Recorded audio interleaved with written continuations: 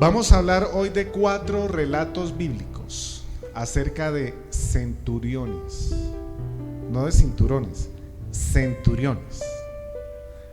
4 relatos bíblicos acerca de centuriones. Es más, no hay más relatos sino esos 4, con el debido contexto en los evangelios. Y la palabra centurión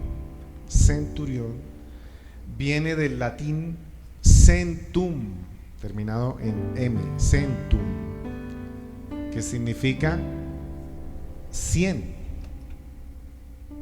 Un centurión tenía a cargo 100 soldados romanos. Es decir, un centurión es como un cabo o como un suboficial, por decir algo, a hoy. Un centurión tenía a cargo 100 soldados. Ahora, un soldado romano era una persona que constantemente veía sangre, que constantemente estaba en batallas, en peleas, en luchas, que durante parte de su juventud, su carrera para ser centurión, para dirigir 100 soldados, haber pasado por ser soldado y haber aprendido el arte de pelear cuerpo a cuerpo, de defenderse, de avanzar estrategias. Y eran personas, como básicamente todos los romanos, soldados, que aprendieron muchas cosas de 2 pueblos llamados bárbaros, uno bárbaros y otros excitas, que eran pueblos realmente muy belicosos, pueblos que se la pasaban peleando, y ellos aprendieron algunas estrategias y algunas cosas de ellos, como por ejemplo la crucifixión. Llegó a Roma por esa parte. Así que un centurión era una persona que muy poco expresaba sus sentimientos de amor, muy poco sonreía, muy poco abrazaba a los demás, y tenía que permanecer en apariencia de fuerte, de malgeniado y de esas cosas. Un centurión no podía mostrar debilidad, y menos cuando estaba con sus 100 soldados, porque esos 100 soldados lo estaban mirando constantemente a ver qué hacía él, a ver cómo caminaba, cómo respondía, cómo opinaba y qué decía. Pero hay 4 centuriones en la Biblia de los cuales debemos aprender muchas cosas, y de los cuales también debemos no hacer algunas cosas. El primer centurión está en Hechos 10. Cuando llegue a ese texto diga amén. Con eso sé que todos estamos acá abajo el mismo sentir de la palabra. Hechos capítulo 10 dice: había en Cesarea un hombre llamado Cornelio. Nuestro primer centurión se llama Cornelio. Centurión, es decir, a cargo de 100 hombres, de la compañía llamada La Italiana.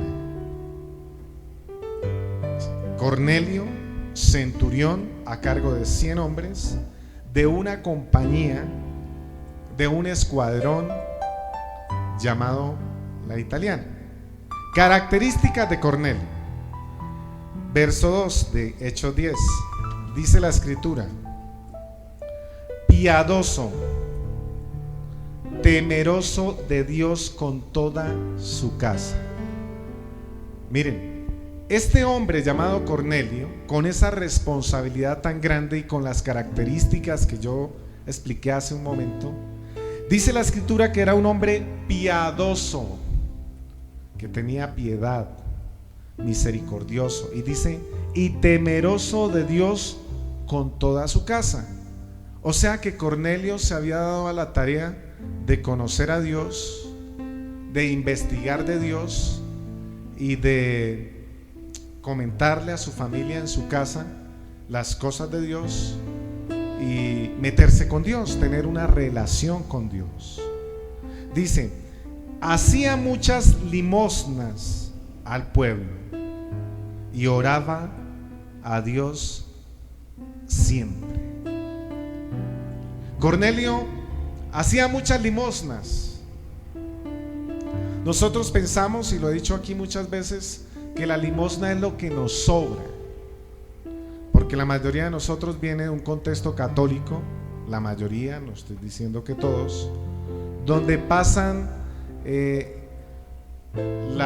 recipiente de las ofrendas y nosotros limosneábamos, o sea, soltábamos unas monedas de lo que nos sobraba, porque eso aprendimos. Pero la palabra limosnas en la Biblia no es eso. La palabra limosnas en la Biblia tiene que ver con abundancia, tiene que ver con no con un pedacito de ovejas, sino con 100 ovejas. No con un pedacito de carne, sino con hartas vacas. No con un pedacito de uvas, sino con muchos racimos de uvas. Y Cornelio, dice la escritura, que hacía muchas de esas limosnas al pueblo, y dice que oraba a Dios siempre. O sea, cuando él le decían: Cornelio, tiene que ir a aquella ciudad a recoger los impuestos de aquella ciudad porque no los están pagando, él llegaba y les decía a los 100: vengan, antes de ir a hacer eso, vamos a orar. Porque la Biblia dice que oraba siempre. Siempre es en cada circunstancia. Llegaba a su casa, oraba. Salía de una misión como soldado, como centurión, y oraba. Tremendo. Dios está tocando el corazón y las vidas de muchos militares en Colombia. Dios está tocando en los batallones, en los lugares. Ya están pidiendo pastores, ¿sabía usted eso? Que ya no solo está el capellán sacerdote, sino que ya están pidiendo: queremos un pastor que venga y ore por nosotros, queremos un pastor que venga y lea la Biblia con nosotros, queremos un pastor que venga y nos ministre antes de salir. Cornelio era un hombre así. Dice el verso 4, vaya al verso 4, dice la parte B, dice: y le dijo, tus oraciones. O sea, un ángel del Señor se le presentó a él y le dijo: tus oraciones y tus limosnas, las cosas que tú haces con la gente, han subido para memoria delante de Dios. Dios conocía a Cornelio. Dios sabía cuando Cornelio reunía a estos hombres y les hablaba y les compartía y les decía: miren, ustedes no saben cuántas veces Dios nos ha ayudado en batalla. De verdad, pero sí, Dios nos ha ayudado en batallas. Y ellos estaban atentos. Tal vez muchos de ellos nunca habían tenido un centurión cristiano. Los nervios antes de ir a una guerra. Y dice la escritura que Dios miraba a Cornelio y que envió un mensajero, un ángel, que le dijo: Dios ha visto lo que tú haces, cómo oras y cómo haces limosnas. Y miren, 5, recompensa. 5, envía pues ahora hombres a Jope. Jope era una ciudad, por decir algo, envía hombres a Chía, y haz venir a Simón, el que tiene por sobrenombre Pedro, porque este está en Chía, en casa de cierto Simón curtidor. Bueno, Chía no tiene mar, aquí dice que tiene su casa junto al mar. Pues sí, está Cornelio en Cesarea y envía a Jope, Bogotá, Chía, un ejemplo simplemente. Y resulta que Pedro estaba orando, ayunando y tuvo un éxtasis como a las 3 de la tarde, donde Dios le mostró unas cosas, etcétera. Y el Espíritu Santo le dijo a Pedro: mire, lo va a mandar a buscar un hombre llamado Cornelio, vaya con él. Mire lo que sucedió. Verso 24 de Hechos 10. Verso 24. Al otro día entraron en Cesarea y Cornelio los estaba esperando. ¿A quién? A Pedro y sus compañeros. Dice: habiendo convocado a sus parientes y amigos más íntimos. Cornelio, cuando supo que Pedro iba a venir, el apóstol Pedro, del cual él ya tenía conocimiento, empezó a decirle a la gente: vaya a mi casa, mañana va a llegar un apóstol que se llama Pedro. Oiga, vaya a la iglesia que el sábado tenemos un profeta. Vaya a mi casa, vaya a mi casa. Mire, vaya a mi casa que mañana viene Pedro. Pedro conoció más de cerca a Jesús. Yo la verdad a Jesús no lo conocí muy de cerca, pero Pedro sí. Vayan y él nos va a hablar de Jesús.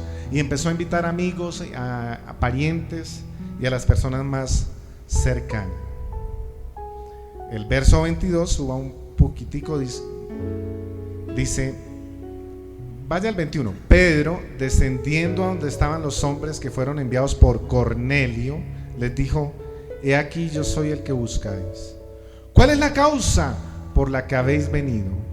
Y ellos dijeron: Cornelio, el centurión, varón justo y temeroso de Dios, y que tiene buen testimonio en toda la nación de los judíos, ha recibido instrucciones de un santo ángel de hacerte venir a su casa para oír tus palabras.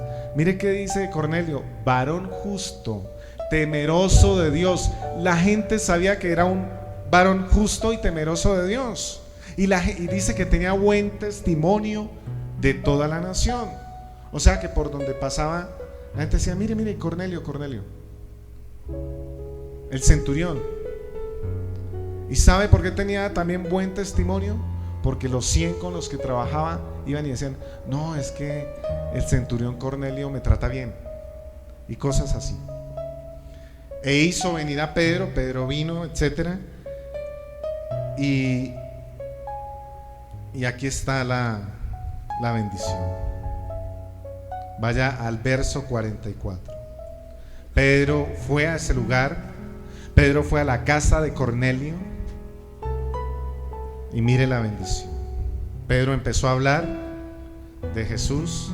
Y dice: mientras aún hablaba Pedro estas palabras, o sea, todo lo de Jesús, el Espíritu de Dios, el Espíritu Santo cayó sobre todos los que oían ¿qué? El discurso. Y los fieles de la circuncisión que habían venido con Pedro se quedaron atónitos de que también sobre los gentiles se derramase el don del Espíritu Santo. 47 dice: respondió Pedro: ¿puede acaso alguno impedir el agua para que no sean bautizados estos que han recibido el Espíritu Santo? 48. Y mandó bautizarles en el nombre del Señor Jesús.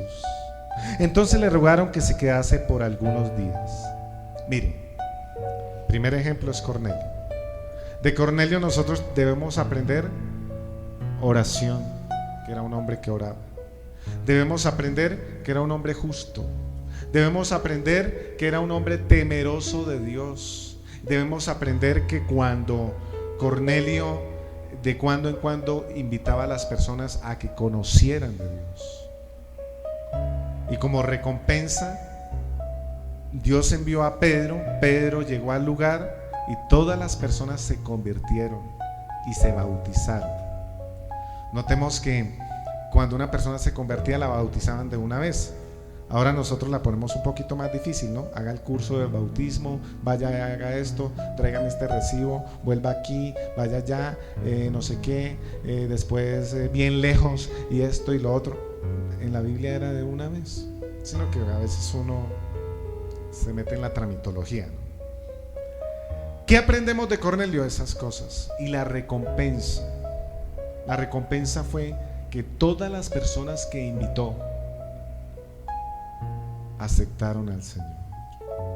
Usted se imagina que un día usted haga una reunión en su casa y usted mismo o alguien comparta la palabra y todas las personas empiecen a llorar y a decir: mira, lo que tú estás hablando era lo que yo necesitaba, y acepten a Jesús, y usted los vea venir a la iglesia, crecer, ser felices, superar los obstáculos, las situaciones. Yo creo que eso es muy bonito, ver vidas transformadas.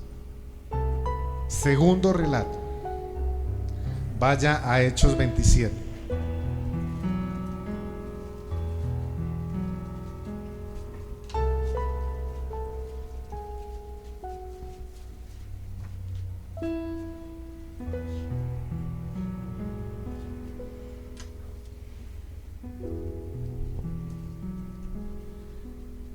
Entonces, ¿qué aprendemos de Cornelio?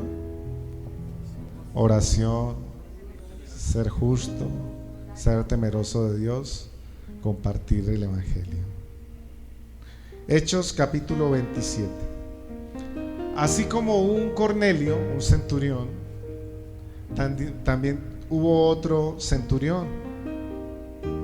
Dice, verso 1: cuando se decidió que habíamos de navegar para Italia, quiero decirles algo. A Pablo lo llevaron a muchos lugares, y como Pablo apeló a Roma, tuvieron que trasladarlo hasta Roma por embarcaciones, por barcos, pasando por varias regiones, Buenos Puertos, Siracusa, Puteoli, Melita o Malta, por varias, y viviendo muchas situaciones difíciles en alta mar. Leamos. Cuando se decidió que habíamos de navegar para Italia, porque llevaban unos presos para Italia para que fueran juzgados en la capital de Italia, que era y es Roma,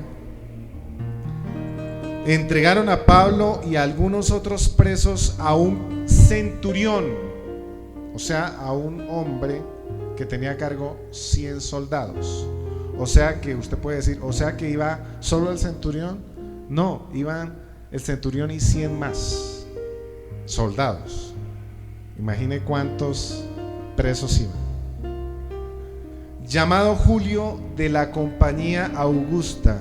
La anterior se llamaba ¿cómo? La italiana. Otro bloque de defensa.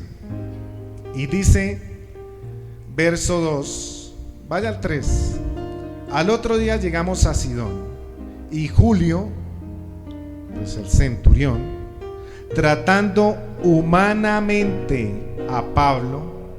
¿Tratando cómo? Humanamente. Escuche muy bien, es que esto tiene una implicación profunda.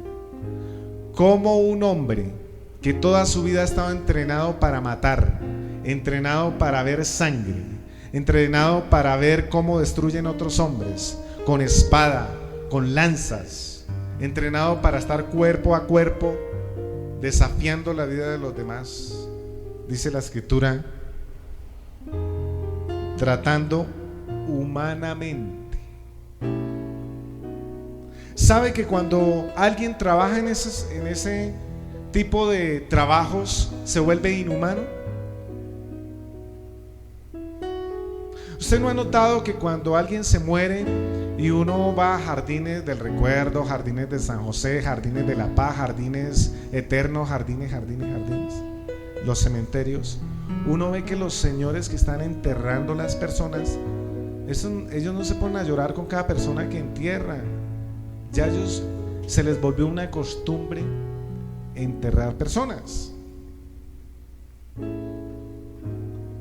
O sea que ellos de alguna manera viven muy de cerca el proceso de la muerte, y se han vuelto ya, llegan y empiezan a excavar, si es en la tierra o si es y hacer su trabajo, y todo el mundo está llorando y ellos están con el cemento y rápido, tan, haciendo sus cosas y ya, y sale, no ha llegado el muerto de las 3.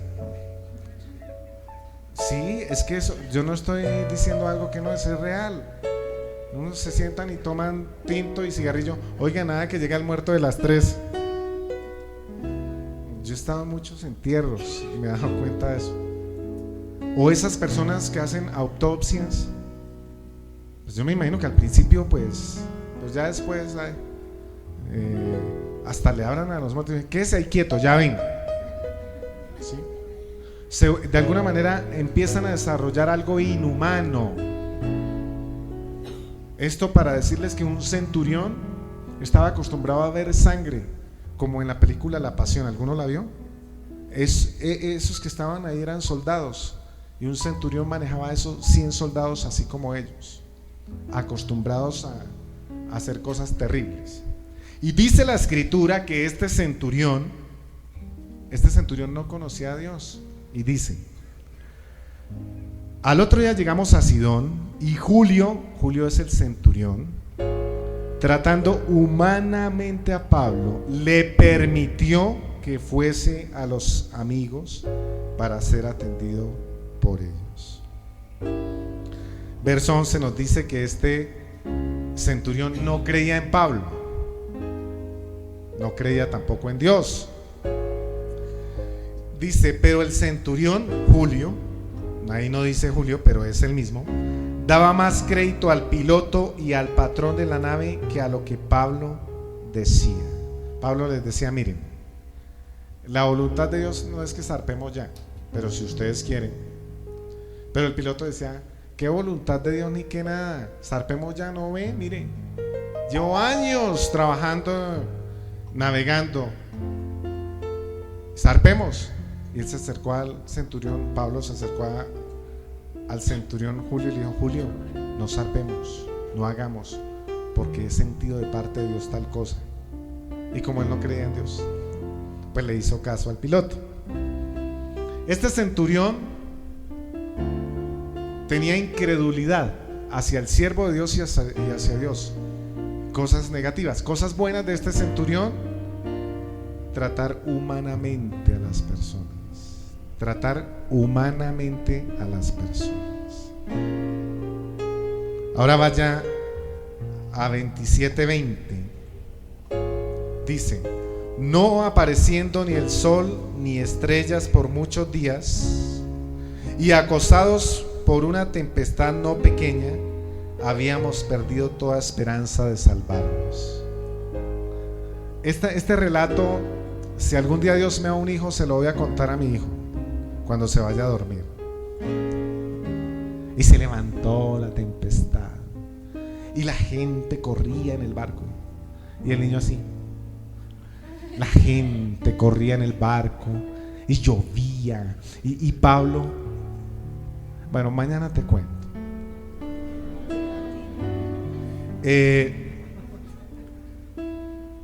Pablo sabía, porque Dios le había dicho que se iba a levantar una tormenta, una tempestad, cualquier cantidad de cosas, porque Dios le hablaba a su siervo, a Pablo. Como te habla a ti, me habla a mí, Dios nos habla, amén. Y él le dijo a Julio, y Julio no hizo caso. Pero dice la escritura que pasado algunos días ya empezó a tener más cercanía con Julio, y Julio veía que tenía como razón, y empezaron a darse cosas. Hechos 27, verso 27. Venida la 14ª noche, siendo llevados a través del mar Adriático, a la medianoche los marineros sospecharon que estaban cerca de tierra, y echando la sonda hallaron 20 brazas, y pasando un poco más adelante volviendo a echar la sonda, hallaron 15 brazas, y temiendo dar en escollos, echaron 4 anclas por la popa y ansiaban que se hiciese de día. Estaban asustados los marineros. 30.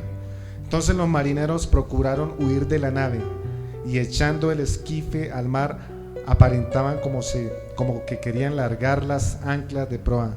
Pero Pablo dijo al centurión, a Julio, y a los soldados, ¿a cuáles? A los 100: si estos marineros no permanecen en la nave, vosotros no podéis salvaros, porque Dios me dijo que o todos o ninguno. Entonces, mire, él ya no creía en Pablo, no le había hecho caso, Pero en el verso 32 dice: entonces los soldados cortaron las amarras del esquife y lo dejaron perderse, y estuvieron atentos. Verso 37 dice: éramos todas las personas en la nave 276 repartidos entre 100 soldados, el centurión 101, los marineros, Pablo y los demás eran ladrones, presos. Y cuando alguien huía, se pagaba con la vida del soldado. Dice la escritura que luego vino un naufragio. Cuando se hizo de día no reconocían la tierra, pero veían una ensenada que tenía playa. 40. Cortando pues las anclas, las dejaron en el mar, largando también las amarras del timón, etc. 41. Pero dando en un lugar de 2 aguas, hicieron encallar la nave. 2 aguas.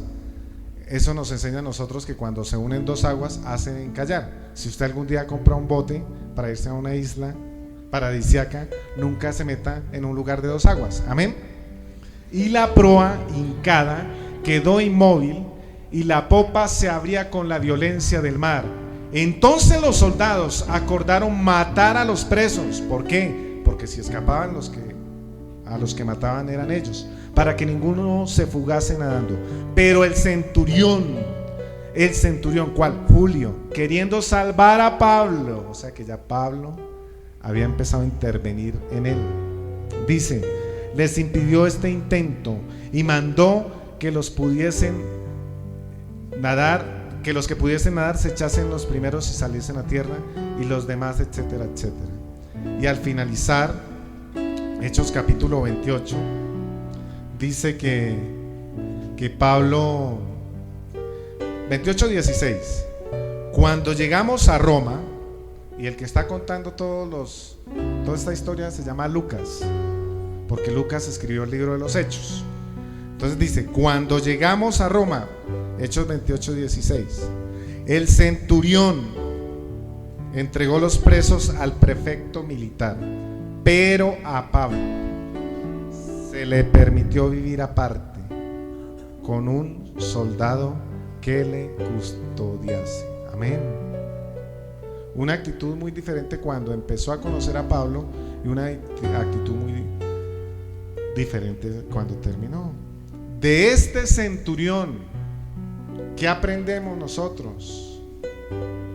Aprendemos humanidad, a ser más humanos con la gente. Amén. Tercer relato. Vaya a Lucas. Vaya a Mateo 8.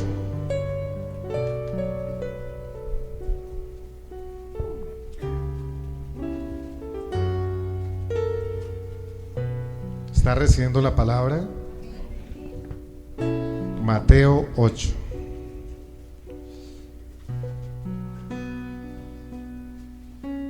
Vaya al verso 5. Dice: entrando Jesús en Capernaum. Qué nombres tan diferentes a los nuestros, ¿no? Capernaum, Jope, Cesarea, Buenos Puertos, Bogotá, Medellín y la hermosa ciudad de Cúcuta, ¿no? Entrando Jesús en Capernaum, vino a él un centurión. Ya sabemos que es un centurión, ¿no? Tercer ejemplo: rogándole, hágame el favor. Los militares no acostumbraban a rogar. ¿Usted alguna vez ha pasado por un ejército y ha visto un comandante rogándole a alguien algo? Al contrario, uno los ve. Vaya usted a los desfiles mañana, si Dios le permite ir, y se va a dar cuenta. Usted no ve un soldado ahí, a no ser que esté el himno nacional y de pronto estén en el Sinaí, en la península del Sinaí. Pero normalmente ningún militar ruega, ningún soldado romano rogaba, ningún soldado romano decía, pedía auxilio, no. Y dice la escritura que entrando Jesús en Capernaum, vino a él un centurión rogándole. Mire, sigamos, diciendo Señor. ¿Sabe que hoy en día nosotros le decimos Señor a cualquier persona? Pero antiguamente, y en este contexto, decir Señor es decir, estoy a sus pies. Es como decir amo. Y este centurión, importante en Roma, importante en el ejército romano, escucha hablar de Jesús y le dice: Señor, Señor. ¿Usted se imagina qué pensarían los 100 soldados cuando lo ven diciéndole a otra persona Señor?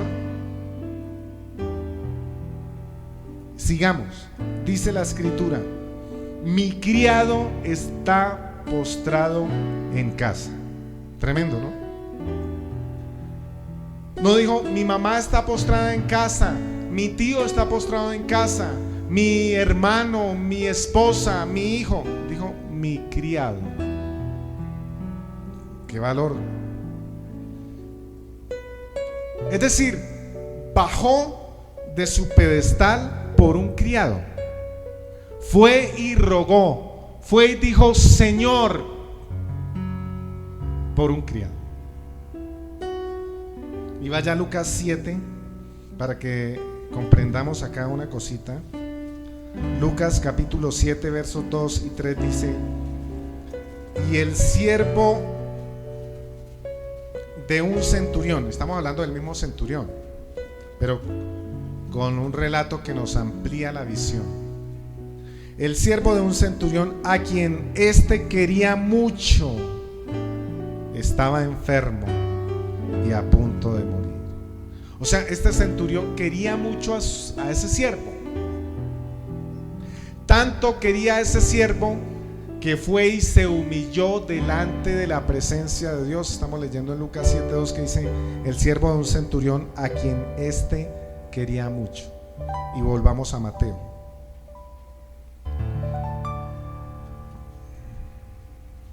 Dice: mi criado está postrado en casa. Note, no mi mamá, ni mi papá, ni mi criado, paralítico, gravemente atormentado. Jesús le dijo: yo iré y le sanaré.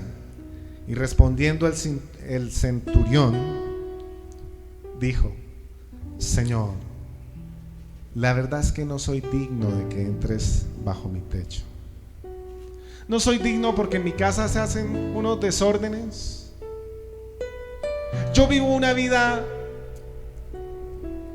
muy tremenda. Yo estoy con 100 hombres y para que se desestresen a veces armamos unos desórdenes en mi casa que usted no tiene ni idea.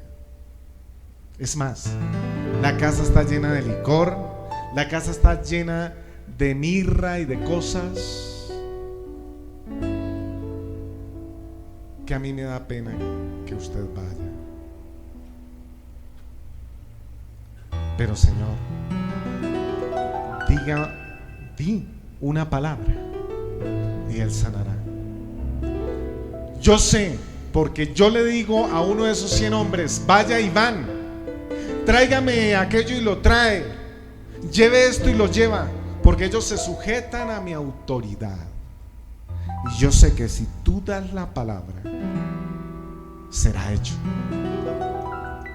De este centurión nosotros aprendemos autoridad, sujeción a la autoridad, distinguir la autoridad espiritual.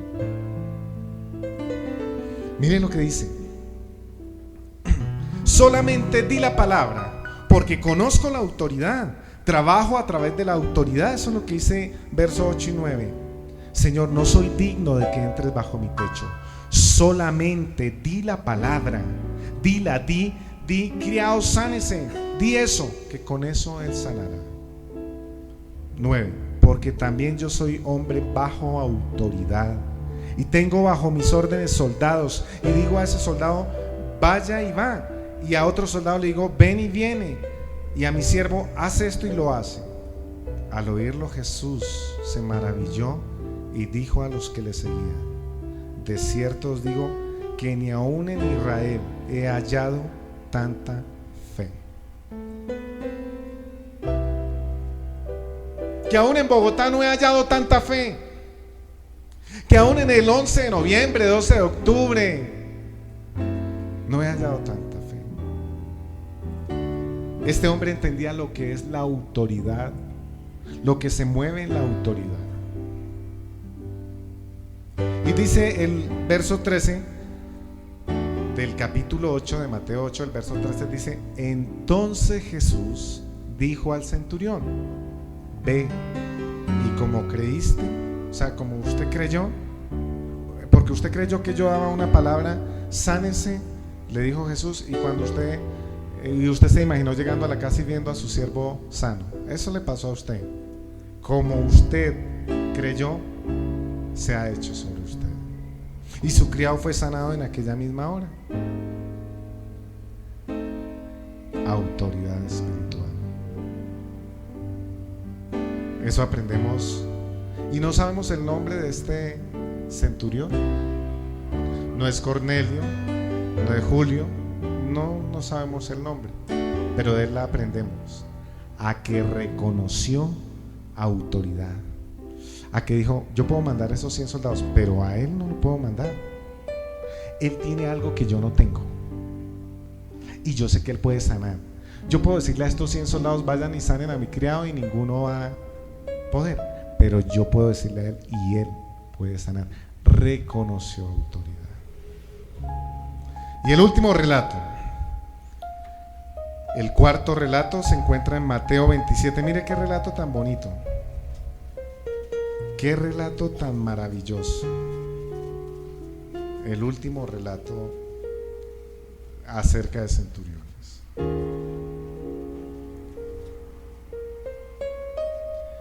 Mateo 27, verso 54. Me gusta este relato. ¿Ya lo tiene? El centurión, Mateo 27, 54. Y los que estaban con él, guardando a Jesús, visto el terremoto y las cosas que habían sido hechas, temieron en gran manera y dijeron: verdaderamente este era hijo de Dios. Amén. Este es el cuarto centurión. El cuarto centurión nos habla de aprovechar la oportunidad. Ya lo voy a explicar. Porque a veces hay oportunidades que no se aprovechan en todo aspecto.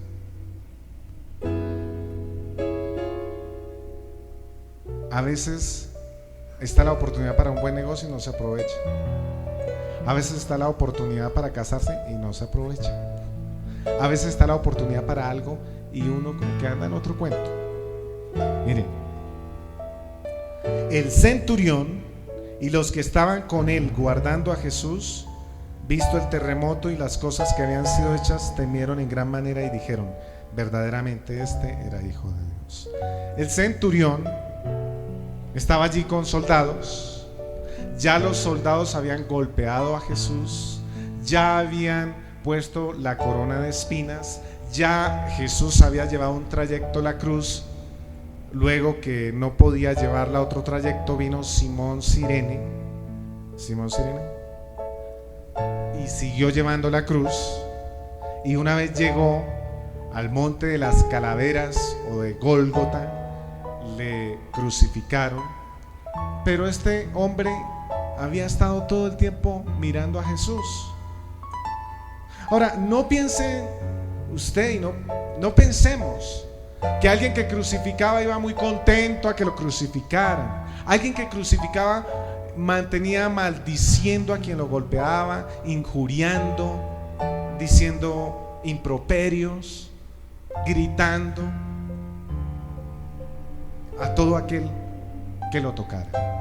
Pero aquí había un hombre diferente, Jesús, que dice la escritura que enmudeció y no abrió su boca, y como cordero fue llevado al matadero.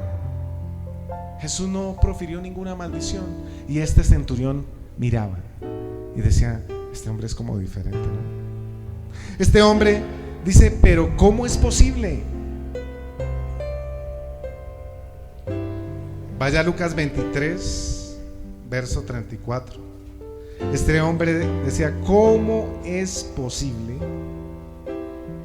Lucas 23, verso 34. Este hombre formó parte de los que trató mal a Jesús, de los que escupió a Jesús, de los que golpearon a Jesús, de los que pusieron la corona en su sien y de los que lastimaron a Jesús. Pero este hombre fue testigo de primera mano de Lucas capítulo 23, verso 34, que dice: y Jesús decía, Padre, perdónalos, porque no saben lo que hacen. Y él decía, pero ¿cómo este hombre dice eso? Había estado acostumbrado a estar pegándole a alguien y que estaba condenado a muerte, y todo condenado a muerte los maldecía y la gente los miraba mal. Pero aquí hay un hombre diciendo, perdónalos porque no saben lo que hacen. Entonces empezó en él una oportunidad en su vida. Algo por dentro empezó por el testimonio de Jesús. Y mire lo que dice Mateo 15. Esto es algo muy bonito. Siempre que los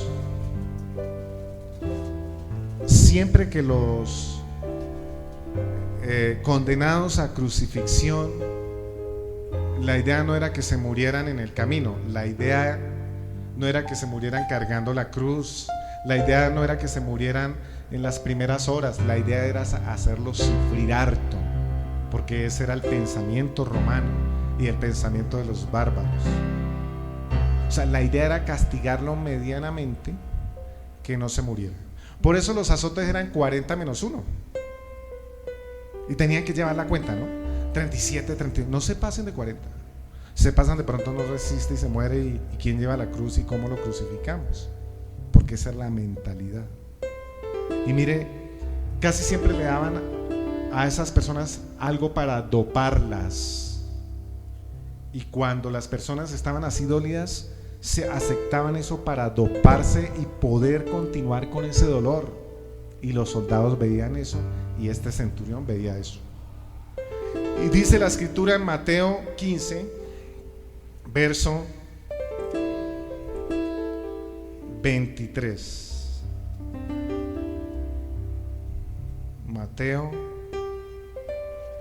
15, 31 tal vez. Vamos a mirar. 43.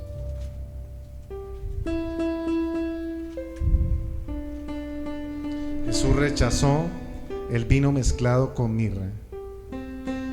No sé, se me ha perdido acá el texto. Debe ser Marcos.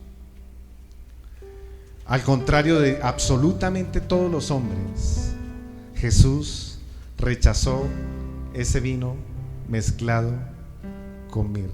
Vaya mejor a Marcos 15, porque no es Mateo, es Marcos 15.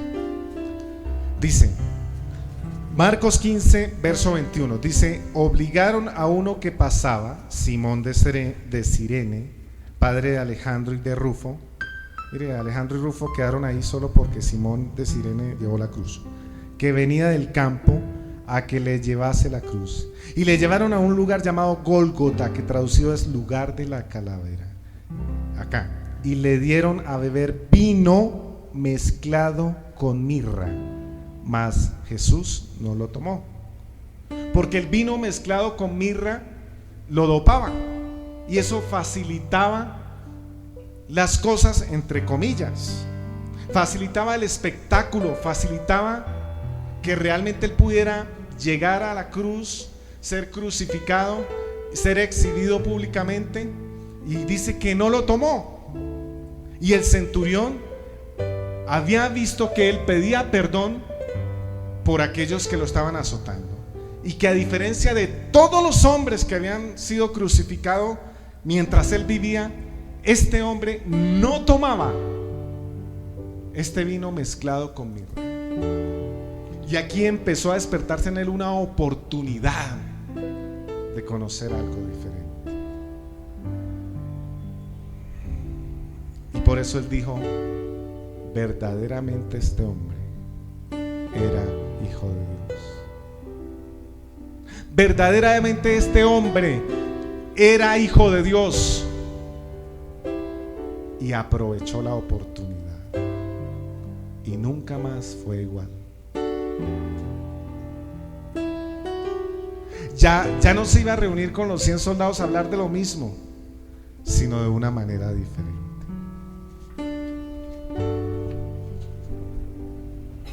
Estos centuriones fueron 4: Cornelio, que oraba, que era justo, temeroso;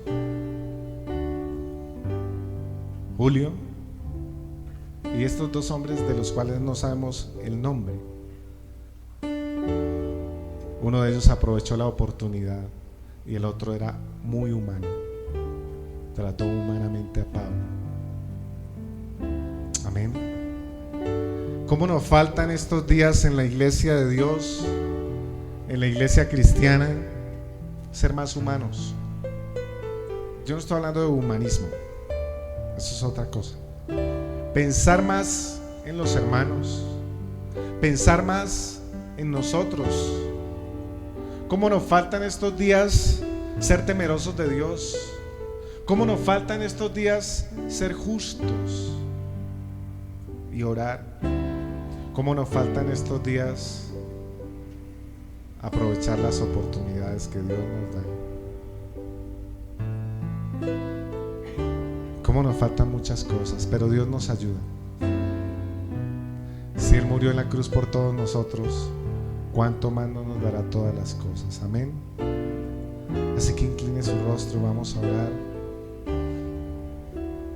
Señor, en esta mañana queremos darte gracias. Gracias porque tú cada día nos das oportunidades para mejorar, para caminar. Gracias porque nos sujetamos a tu autoridad, como este centurión que dijo: di la palabra. Y Señor, hoy bendigo este rebaño tan especial. Hoy yo bendigo cada persona que viene a la iglesia.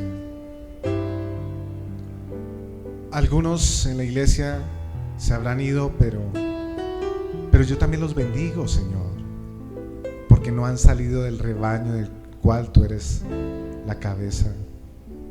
Están en otras iglesias, pero yo los bendigo y declaro sobre ellos cosas bonitas, agradables, poder tuyo sobre ellos. Gracias, Señor, porque nos ayudas, nos levantas, nos guías. Pido que bendigas cada vida aquí, Señor.